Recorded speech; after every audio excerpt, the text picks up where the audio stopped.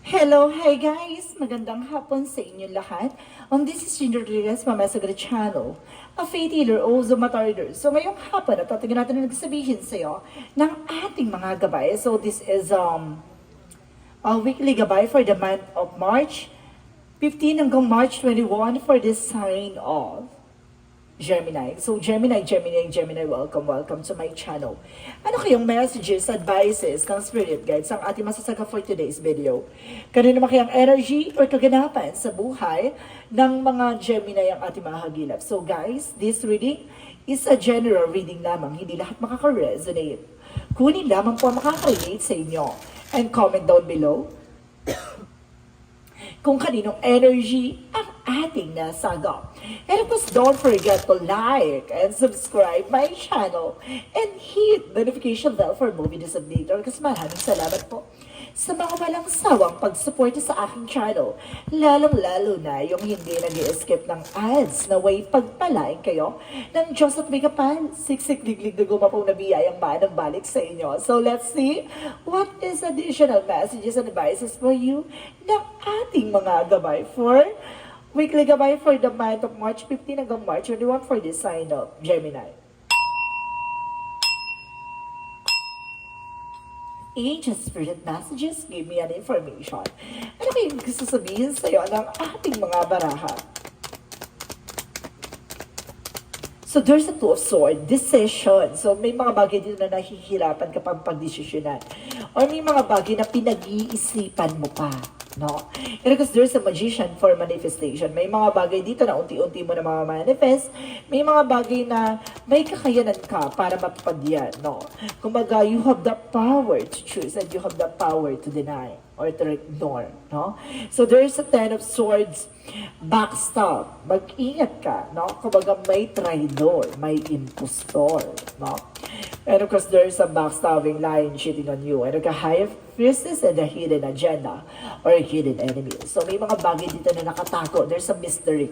No? Secrets revealed. No? May mga matutuklasan at malalaman ka na with the Seven of Pentacles. Kumbaga sinasabi dito, the harvest time. No?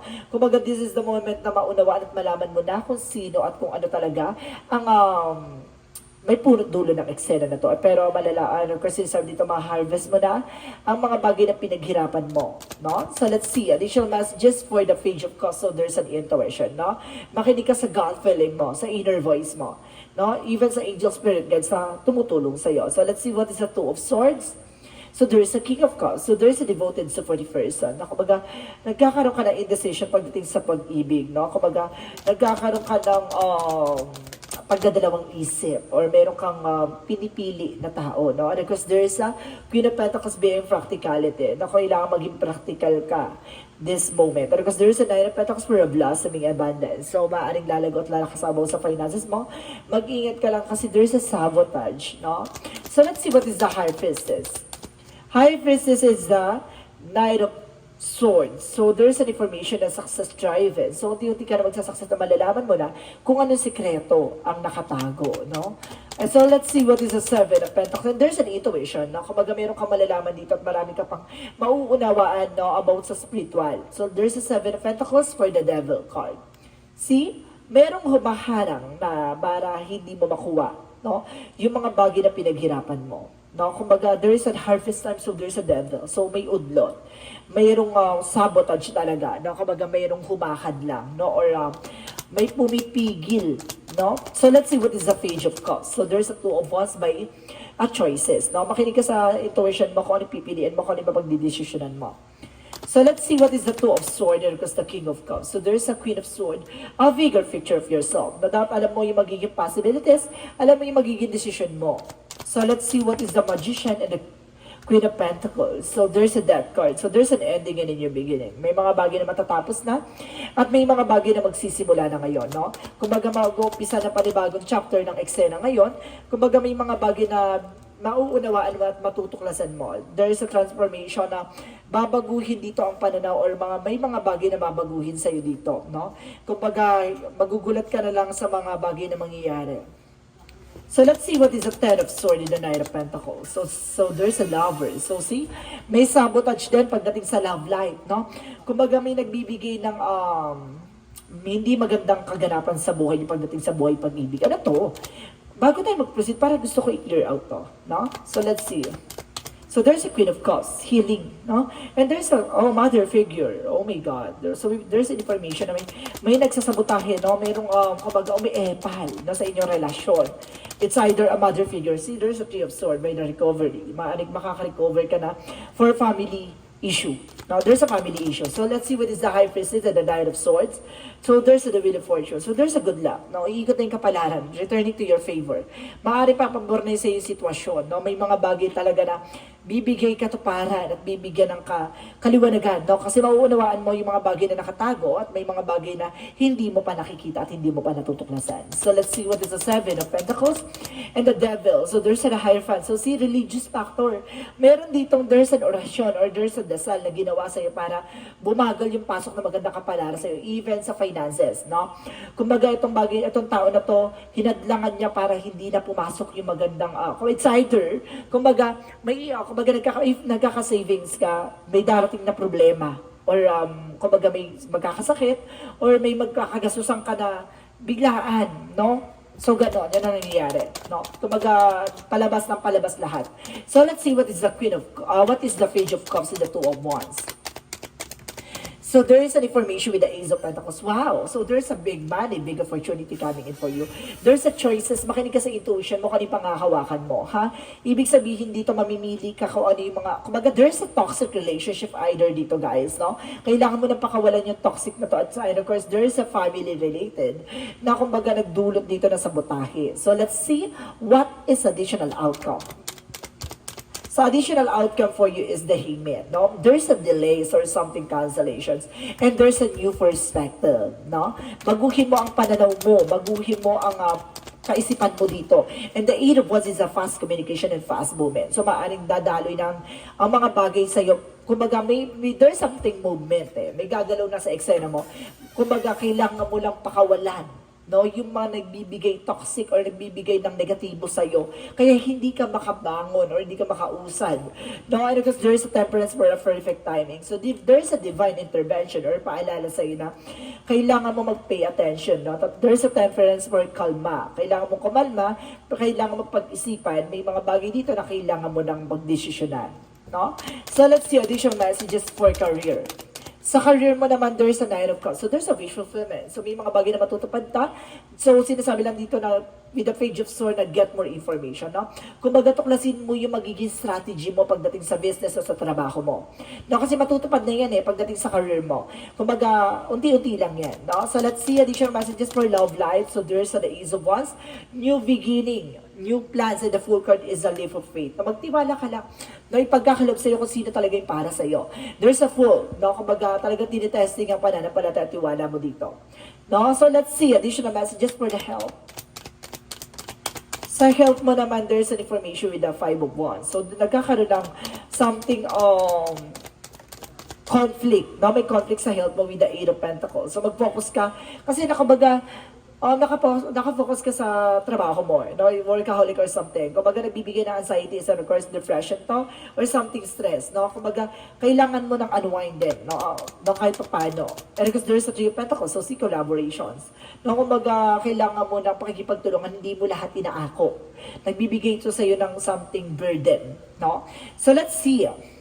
What is the magical fairy messages?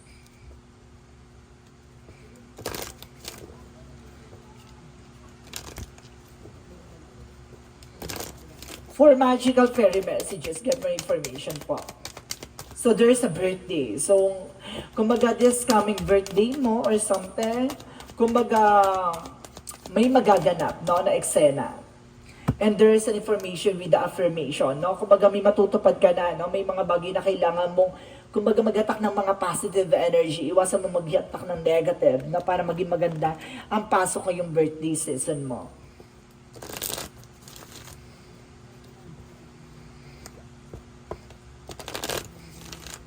So, let's see additional messages for Yin and Yang Oracle card. For Yin and Yang Oracle card represent rejection. There's a losses, no? Feeling mo nawalan ka, feeling mo yes, no? Kumbaga may mga bagay na kailangan mong pakawalan. Kahit na masakit, kailangan mong bitawan. There is a transformation, kailangan mong baguhin ang sarili mo. No, may mga bagay dito na kailangan mo nang mag-let go. And of course, there is a faith, no, in divine intervention. May paalala sa iyo na may mga bagay talaga na susubok sirain ka. May mga bagay na susubukin ka, no, yung pananampalataya mo. So let's see what is additional messages for oh my goodness, sorry guys. For synchronicities. Wait for a while, guys.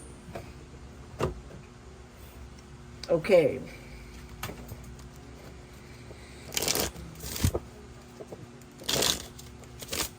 For synchronicities, get my information po. So there's a wisdom, enlightenment. Nagbibigay sa ito ng kaliwanagan at katalinuhan, kaisipan. And of course, there's the silence, no? Mas maganda yung tahimik ka lang.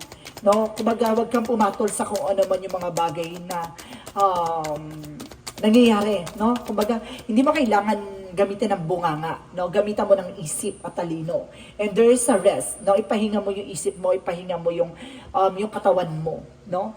Kumbaga, you're feeling tired, no? Sa mga nangyari sa iyo. So let's see additional messages for the chakra. For the chakra, so there's a completions, no? Huwag kang mag-alala, hindi pa huli ang lahat, no? And there's a vanity. Iwasan mo yung mga bisyo, yung mga walang kabuluhan, no? Baka yun yung nagdudulot ng toxic and negativity. And there's a balance, no? Kumbaga maging balanse ka, no? Sa kung ano man na meron ka sa kinikita mo, sa finances and career mo, even sa love life, no? Maging balanse ka. Kasi hindi nagiging balanse kaya nagkakaroon ka ng complication. So let's see what is the Archangel Michael messages. For Archangel Michael messages, so there's an energy healing work. So, kailangan mo magpagamot dito, ha? Kasi may something negativity ako nasagap. And there's this situation is already resolved, no? Some of you guys nagpagamot na. So, maaaring nasolusyonan na. Natapos na, no? And of course, sinasabi dito, there's pay attention to your dreams, no? Lagi mo panghahawakan yung mga panaginip mo, baka may mensahe sa iyo ang ating gabay. There's an eternal love. No, there's an everlasting promises. No, may pag-ibig dito talagang siya talagang nakatadhana para sa iyo. No, let's see. What is additional messages? So there's a music. So some of you makakatulong daw music for healing energy. Na makakatulong daw yung music sa iyo para magkaroon ka ng something unwind or retreat, no? Para maliwanagan yung isip mo. And there's a crystal. So see, etong gemstone or something, crystal stones or something na mga natural stones na makakatulong sa'yo for healing energy like amethyst, citrine, tiger eye. Yan, mga makakatulong sa'yo, no? And of course, there's a support, no? Sinusuportahan ka ng ating angel spirit guides. So, let's see what is the Monsology. Monsology represent you are good enough, no? Sapat ka na daw eh. May mga bagay lang talaga dito na minsan, naboboring ka or hindi ka nakukontento kung ano man na meron ka. And of course, there is a luck is in your side. Maaring siswertehin ka na this time. So, maaaring papabor na sa iyo ang sitwasyon, no? Talaga ang swerte ay nasa sa iyo na. So, let's see what is the angel's answer. So, there's a remain positive, no? Kailangan mo maging positibo sa lahat ng kaganapan sa buhay mo, no? Kahit na nandun ka sa part na down ka na, maging positibo ka kasi makakahata ka ng mga good energy and positive energy. And then, of course, listen to your intuition, na makinig ka sa mga gut feeling mo, vibration mo, and visions mo.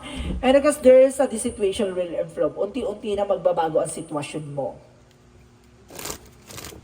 So, ganun lang yun, ha? Kumbaga, kailangan, huwag ka mag-iisip ng kung ano man negativity. Kumbaga, isipin mo yung magiging solusyon, no? Huwag ka mag-isip ng panibagong problema, no? And there's a cosmic heart, so there's a devotion. Kung maaaring pagdasal mo, ipagdasal mo. And there is the trust, the timing. So, see? Kumbaga, ibibigay sa iyo talaga ng ating Panginoon kung talagang para sa iyo na yun. Kung talagang time na yun, no? Trust the wave you came on, no? Talagang dadaling ka kung saan agos ka talaga nararapat, no? Kung saan patungo ka. So let's see, Archangel Raphael, so there's a relationship. So malaking involvement ng inyong relasyon, no? Maaring sinusubukan kayo ng ating poong may kapal with the divine intervention. There's a faith. No, sinusubukan ng inyong pananampalataya. And there's a man holding a heart, so mahal na mahal ka ng person mo. Or maaari mahal na mahal mo yung person mo. There's an Archangel Chamuel, ingatan mo ang sikmura mo. No, mayroon kang acid reflux, or may problema ka sa bituka. No, and there's a walking away. So kailangan mo nang i-let go yung bad habits, or yung mga allergens, iwasan mo. No? So let's see additional messages. So there's a change, mababago na ang sistema mo at babaguhin na ang eksena mo. And there's a growth, magkakaroon ka ng growth and expansion dito. So let's see what is the Romance Angels. Pagdating sa relasyon, there's a soulmate connection. Maaring soulmate kayo ng tao na to, no? And there's a wedding at mauuwi sa kasalan, diba? Kumbaga may mga bagay talaga na susubukan talaga. May mga ganun talaga, guys, no? Yung nagkapahiyaan na sa online, no? Sa social media. Kumbaga kung ano na pinagsasabi mo sa ex mo na kayo ganito ganyan, tapos ang ending, no? Magkasama ulit kayo, ang rupok-rupok mo dun sa part na yun. Yun yung hindi natin masasabi yung tadhana kung paano pa iikutin ang laro ng tadhana for you. So let's see, what is additional messages for angel spirit? So there's a problem solving. So talaga masusolusyonan na matatapos ng problema ang pinagnadaanan. There's a stairs by timing and directions, no? Kumbaga step by step lang yan, hindi naman yan agad-agad makakarating na sa tuktok ng tagumpay. No, kailangan mo talagang pagdaanan, no? Minsan talagang hindi maganda yung hagdan na pagdadaanan mo. There's a fire by confidence, no? Kailangan mo ng confiance sa sarili, and there's a trust at tiwala sa sarili mo, no? So let's see, what is the Jesus-loving quotes? Jesus-loving quote said, be of a good comfort, your faith has been built. So see, kumbaga maging manlilingkod ka sa ating Panginoon, kumbaga may mga bagay na kailangan mo magtiwala ng buo. No? Kasi hindi mo naman yan agad malalaman yung mga bagay na kung ano man yung magiging mangyayari. No? Kumbaga kailangan mo pa rin magtiwala. No? Kung ano yung magiging outcome. Diba? So let's see, what is the angel's number? So there's a 30, 00, 0303. So 0303, there's a taking chances. Oh my God! So talagang, there's a second chance or third chance or something, there's a lot of chances. Baga sinusubukan ng chances for you na sabihin na natin dito, there's a success, knowledge, and friendship, and impatient freedom and optimism. Now, kasi sinasabi dito, when changes present themselves, seize them and do something out of the ordinary, whether in your professional or personal life, you find success by welcoming creativity pulses and having faith in your own abilities, trust in the chance, and takes risks on your opportunity that could change your life from the better. So see, kung hindi ka susugal, hindi mo malalaman. Ganyan sinasabi ko, diba? Kung hindi ka magtitiwala, hindi mo malalaman kung talagang karapat-dapat ba talaga siya na pagkatiwalaan. No? Kung kailangan mo talaga na sumugal at kailangan mo magtiwala at maniwala sa mga bagay o posibilidad mangyayari sa hinaharap mo. Kasi walang mangyayari kung hindi ka susubok. Ganun talaga, kailangan mong ilaban kahit na masakit, kahit na mahirap. So let's see, what is the messages of life? Messages of life represent searching within. No? Sinasabi dito na parang nahanap mo na yung sarili mo. What I see outside myself is simply a mirror of my inner self. Today, I empower myself by looking past outer condition and searching within for the source of difficulty. In my life, my inner wisdom will always help me face life challenges. It provides my best answer and my greatest healing. And I study myself, I am transformed. So see, kung unti-unti mo natutuklasan sa sarili mo yung mga bagay na hindi mo inaasahan na, kung mailalabas mo pala at matutuklasan mo sa sarili mo na kaya mo pala. No, kaya mo palang magtiwala kahit na masakit at nasasaktan ka na. Kaya ganun, kumbaga, hindi naman yan mananalo. Kumbaga, kahit sa business, no, kumbaga, there's a trying error. No, ganun din sa love life, no? Kahit subukan mo, kahit na ano mangyari, luluwag ka sa eksena na yan, ganun talaga. Hanggat hindi mo natatagpuan ang tunay na pag-ibig, hindi ka talaga titinag, no? Talagang magmamahal ka. Pero na lang kung talagang malalim ang sugat ng nakaraan na pinagdaanan mo. So let's proceed na tayo, madam. Maraming salamat po for this wonderful reading. So this is a weekly gabay for the month of March 15 hanggang March 21 for the sign off. Gemini. So Gemini, maraming salamat po for this wonderful reading. So once again, this reading is a general reading lamang, hindi lahat makaka-resonate. Kunin lamang po makaka-relate sa inyo and comment down below kung kaninong energy ang ating nasagap. And of course, don't forget to like and subscribe my channel and hit the notification bell for more videos updated. Kasi maraming salamat po sa mga walang sawang pagsuporta sa aking channel, lalo-lalo na yung hindi nag-skip ng ads na way pagpalain kayo ng Diyos at may kapal, siksik, digdig, umapong na biyayang manang balik sa inyo. Maraming salamat po. And see you in the next video. Bye-bye and babush!